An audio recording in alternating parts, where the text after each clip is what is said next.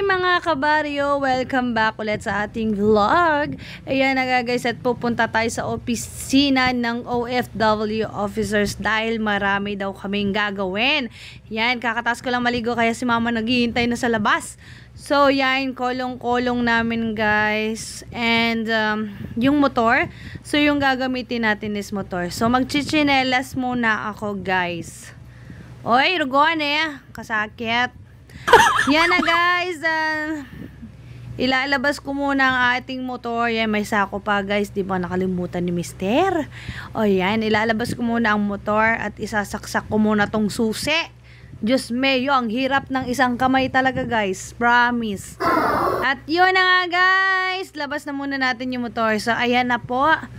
At pinabidyo ko kay mama muna kasi nga ako ang magdadrive papuntang office. Kahit malapit lang yan guys, magmumotor talaga ako. Dahil kasi baka umulan. So mas okay na yung nakamotor para agad makakauwi. So tara na guys, itutur ko kayo pupunta sa aming opisina dahil malapit lang naman siya sa bahay. Mga ilang kilometro lang po yan guys. So yan na nga. Sabi ko kay mama, sa daan niya i-video, wag sa akin. Diyos meyo, kitang-kita yung ating malasyopaw na pisngi. What? At yun na guys. Yan, kitang-kita nyo naman, napakatahimik ulit ng daan. Dahil makulimlim na naman, so araw-araw na naman makulimlim. Yan, ano ba yan? Ulan! Bakit araw-araw ka naman umuulan? So, let's go guys. Ayan na, malapit. Yung diretsong yan guys, eskwelahan na yan. Yung white na, ay yung pangalawa sa simbahan. So, eto na ang simbahan ng Katoliko ng Barangay Pando. Wow! So, yun na nga guys. Ay, yan po ang simbahan. At ito naman ang aming barangay hall. Yan, bagong renovate yan. Diba? Ang ganda. Yan, lumang-luma na yan guys. Pero dahil napagawa nila, sobrang ganda na ng barangay hall. At ito naman gymnasium namin sa gilid. At dito tayo papasok papunta sa aming opisina guys. So yan, kita nyo ang ganda na ng daan. So ipapark natin ng motor. Sabi ko kay mama, bumaba na siya. So wag niya kami videohan kasi nga alam mo na guys. So yun, habang pinapark ko po ang motor ay hawak ni mama ang video. So kinuha ko na sa kanya dyan. Dahil na-park na natin ang ating motor sa maayos na parkingan para hindi po naman po nakaharang sa daan. So yun na nga, pasok na po tayo sa building na to. Nasa second floor po ang office ng OFW Barangay Pando. Yan po ang senior citizen.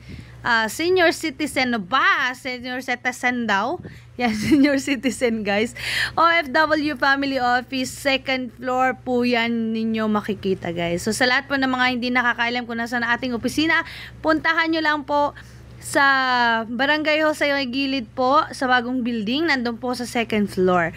OFW Office. Yan, makikita po yan sa second floor. Ayan po ang CR at ang aming mini kitchen. Ayan. At ayun po, may tubig po tayo dito sa mga gustong pumunta dito sa opisina at may mga tanong. Yan, pwede po kayo minom. At ito po ang ating mga officer, president, vice, secretary, treasurer, auditor, PRO, business manager, and all the BOD. Ayan po ako guys. Ayan talaga, yan. Idiin mo pa talaga. Ayan na po ang schedule ng OFW Association. Yan, nasa labas po ng pintuan ang aming schedule para po alam nyo kung anong oras ang aming time in at out. Yan, hello po. Ito na po ang aming office. Diba? Ang cute. Wow. Ayan, si secretary, si president, our BOD guy, yan guys, and our BOD Noel, and also our president Eduardo, our secretary Lenny V, and our vice president Roberto. And ito po lahat ng ating officers. Thank you guys. Salamat!